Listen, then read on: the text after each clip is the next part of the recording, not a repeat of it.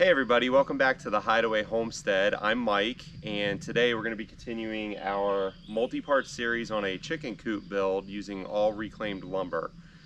If you're new to the show, click subscribe and maybe consider hitting the bell so you get alerts. We come out with new episodes every Thursday. And if you like our content, click like. That all really helps us here at the homestead, and it helps the family get support from the community like you all. So today, the plan is that we're going to be putting the roofing on, or at least as much as we can. It's supposed to rain here in a little bit. So before we start getting a downpour here at the job site, we're gonna try to get that piece done.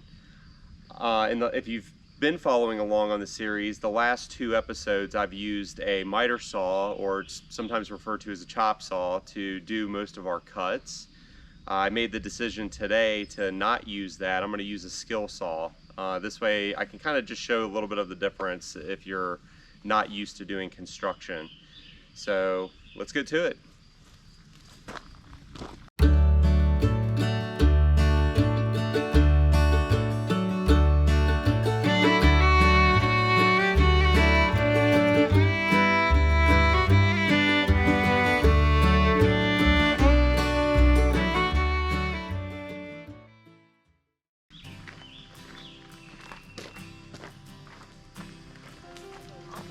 Yep. Right down. Excellent. All right, so we're gonna kind of measure from here to here. So that's about 49 inches. And what I really want to do is I'm going to add another foot to that. And here's why. I can kind of show it. So what I want to do is I want to have a 6-inch kind of overhang on the front and the back, at least a little bit of a lip. So we don't want this to be sheer right here with this, because then the weather's just going to hit the front. And we want this to have a little overhang, right? So when the snow's falling off the back, it falls off well. So I kind of feel like 6 inches is enough. All right, so what I'm going to do here is I just want to get rid of this angle that's sitting here. So I'm using my speed square, and I'm just going to strike a line. And I'm going to cut that off with the circular saw. So I have my line struck, and what I'm going to do is I'm going to go ahead and run the skill saw over that line.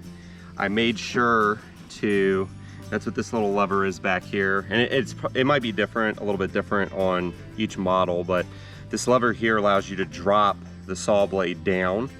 So you can see here I've got it dropped so that it's enough that it's going to clear the wood entirely. This front piece allows you to make angled cuts, so you can change the degree in case you need a angled or beveled cut here on the end. A good rule of thumb here with safety is keep the power cord behind you, because you don't really want to run it over with your saw.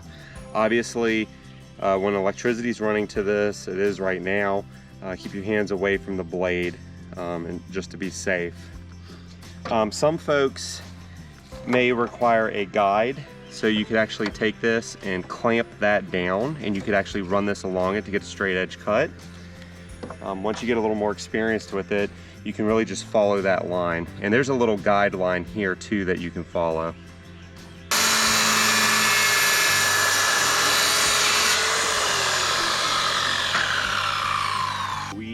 We landed on 49 inches, but I also wanted to add an extra foot.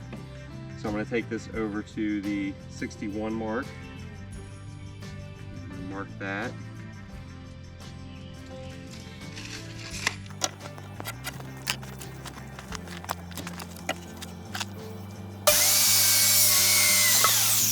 So I also wanted to show you, you don't have to have a lot of expensive power tools to do the stuff that I'm doing right now. Like this saw, and this was my grandfather's saw, will do the job too. It might not be as clean of a cut, and it might not be as perfect. I think I've said this in every single video for the coop though. This is a chicken coop. It doesn't have to be perfect. I'm not making dining room furniture or anything like that for the house. But yeah, you just kind of come in here with the saw, and you might want to draw it back a couple of times just to get you a good mark going. Okay, And then it's really simple. You just kind of get into a groove here.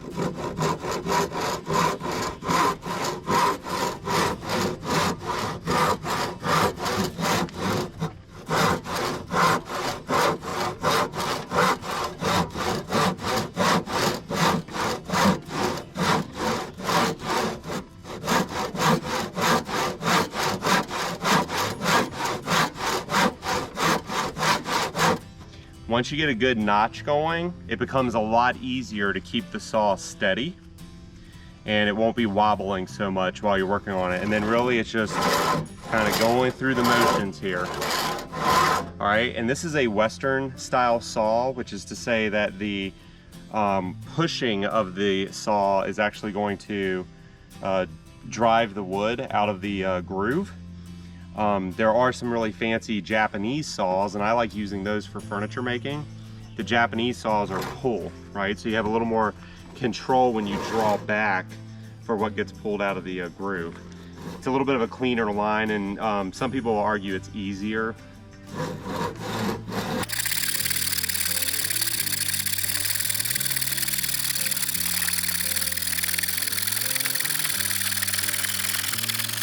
There you have it.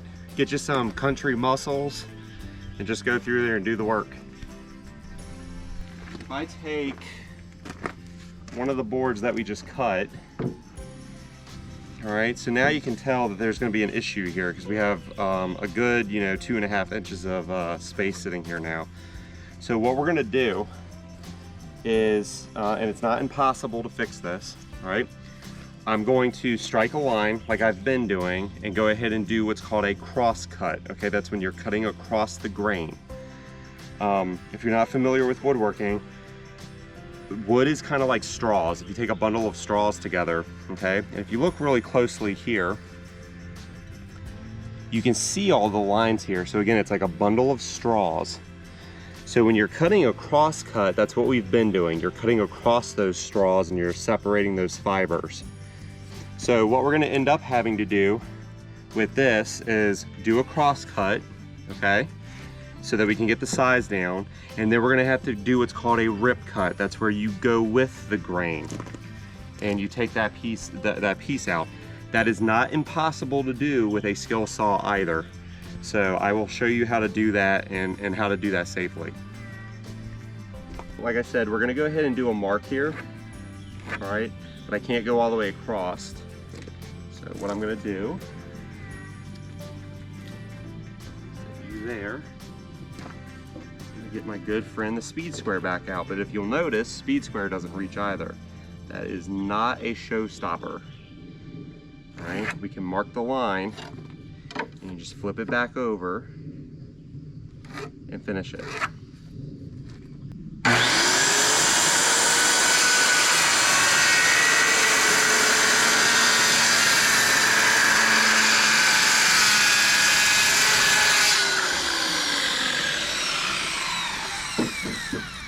So what I'm going to do is I'm going to line this up, and I told you, you don't have to do a whole ton of measuring, right? I said that in the last video.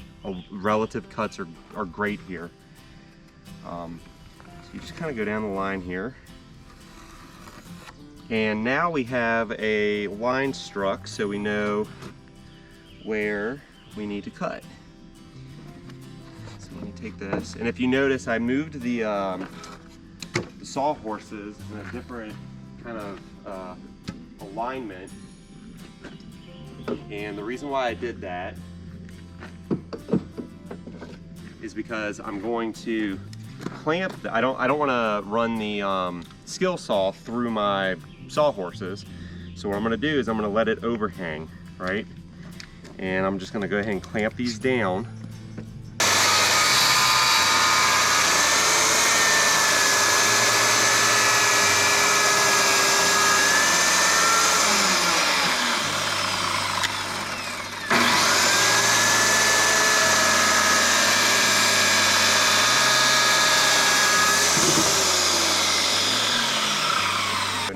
We have,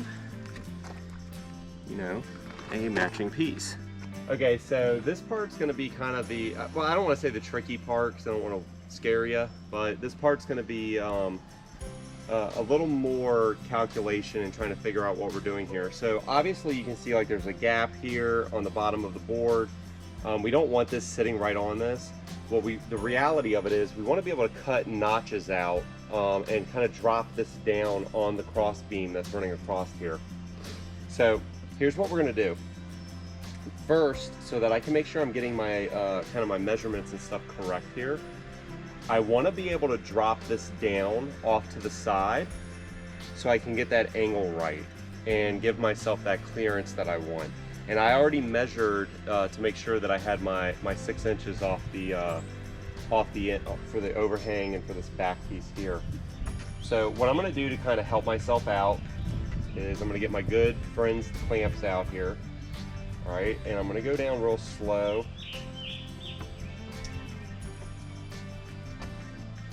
And I kind of just want to drop this down, make sure I'm getting that angle. You know, I'm just kind of eyeballing it. And about it, I'm going to go about halfway or about to what you're seeing there, because I think that gives enough lift off the roof here. And then I'm going to go ahead and clamp this in place. And I can make some adjustments here in just a minute if I don't like where this is sitting. But this will let me know where I need to start marking to do my notches. And I only need to get one of these marked and use that as a template for the other 3, and then they'll just sit right in here perfectly across the board. All right, so what I'm gonna do here, and again, I'm just kind of eyeballing this, but what we're gonna wanna do is we're really gonna wanna cut a notch out here, okay? And just to make sure that I'm getting my angle where I want it, take that clamp off for just a second. And we're gonna line this up to the top of that, and we're gonna go down.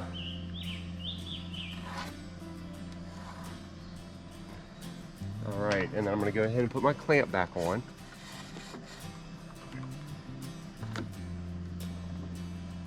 And I need to do similar back here on the shorter end. For this part, this could be a little bit of a tricky cut. It can be nervous for some people. You do not have to use the skill saw to do the whole thing. Like I said, if you're not comfortable, you can actually just use a regular handsaw, would be fine. But what we need to do is I'm gonna use the skill saw to cut into the notch, all right?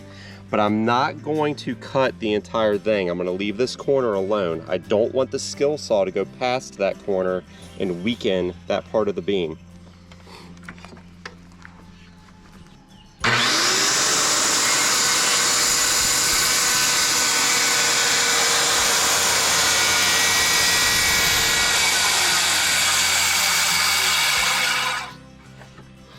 Now for this next cut, I would not recommend trying to come in at an angle like this. So what I would do is I'm gonna come around the back side here. And this can be a little bit more of an advanced cut, so you might be nervous, all right? But I'm gonna use this to pull the safety up. And I'm gonna take the saw, and I'm really gonna come a little ways off the edge here, because again, I don't wanna overdo the cut, all right? And I'm just gonna kind of eyeball it down. And I really want to come to right about here, all right? And what I'm gonna do is I'm gonna start the saw up, and I'm gonna lower the saw down really slowly, and then come out and finish the cut. I'll do the rest by hand with the handsaw.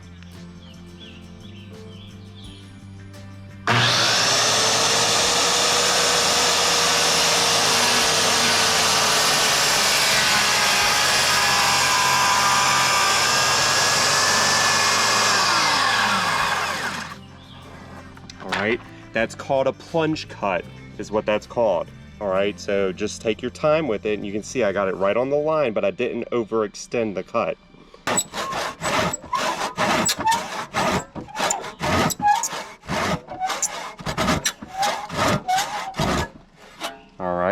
And then now I'm gonna do this side.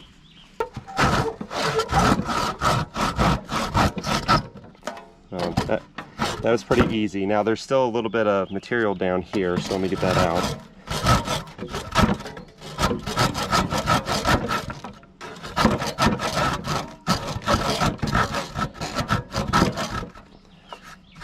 And there you have it. We have our notched cut that will allow us to set this up in the rafters there. All right, we're gonna go ahead and drive a few screws in at angles here to cinch this down.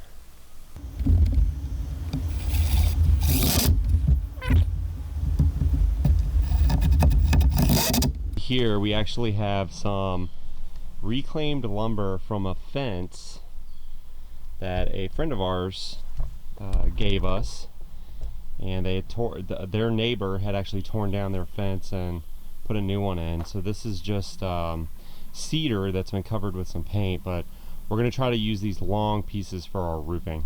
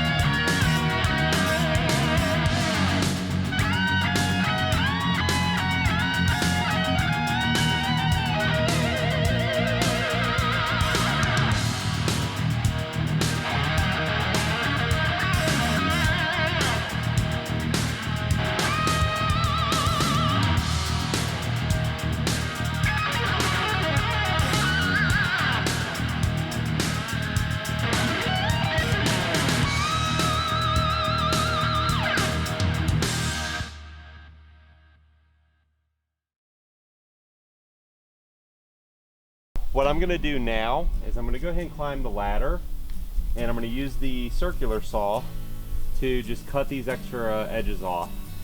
You don't have to do that if you're not feeling comfortable. You can always take the manual handsaw and just from underneath do it. It'll be a little bit more work for you, but it's arguably safer. I'm, however, going to go ahead and climb up now and cut those off.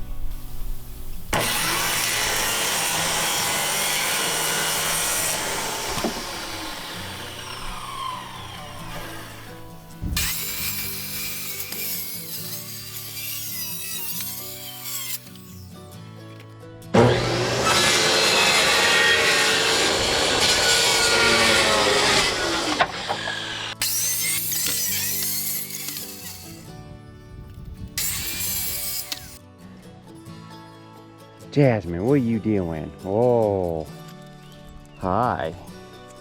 Come here. Hi. Oh, you having a good old time? You gonna get up there and finish that roof? Huh? Nope.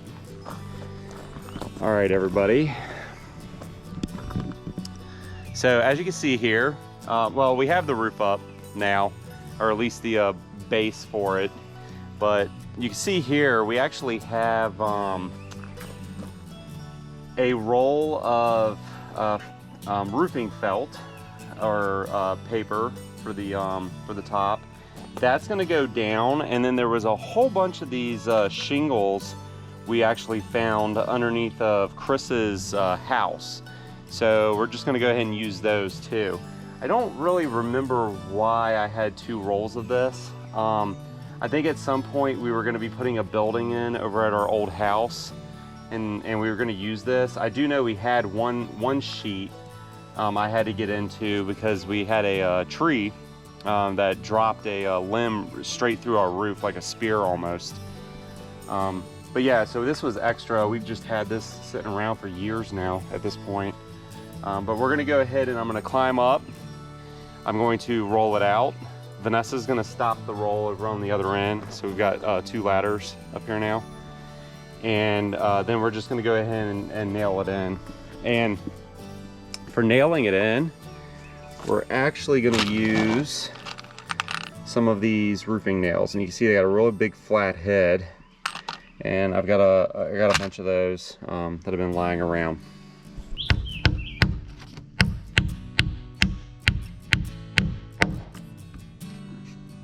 So, ready?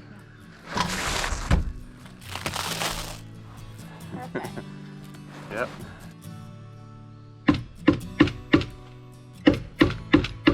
So you can see here, we've papered the entire roof.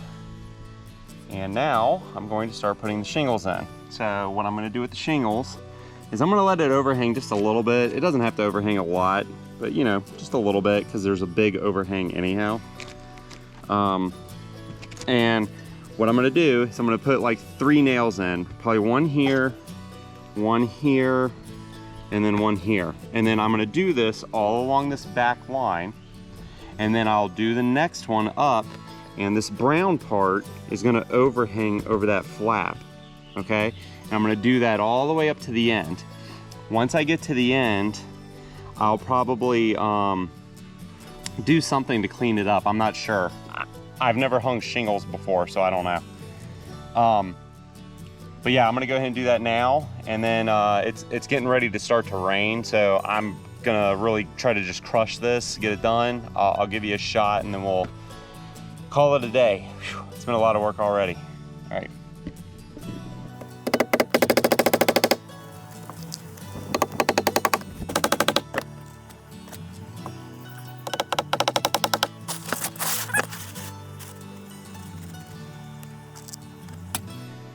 This is not the most glamorous work, however, it will keep those chickens dry.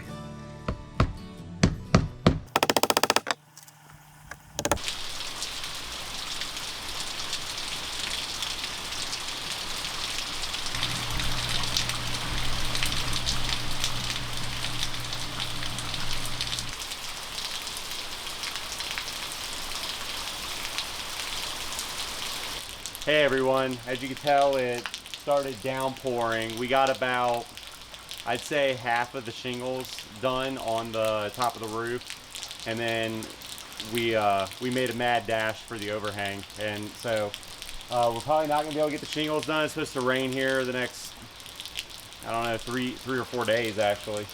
So what we're gonna do is I'm gonna get the shingles wrapped up after this episode, and then in our next episode we're gonna probably start working on the actual walls.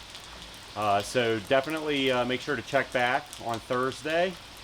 And as I mentioned before, we would have really appreciated if you like the video, if you like the content that we've been producing, and definitely subscribe. And if you hit the bell, that'll give you notifications once we have new videos posted. We do new episodes every Thursday, but we also do some video logs and other things in between. And if you get a chance, check us out on Instagram, we're on Facebook, and we're also on Twitter. And as always, try to make time for dirt time.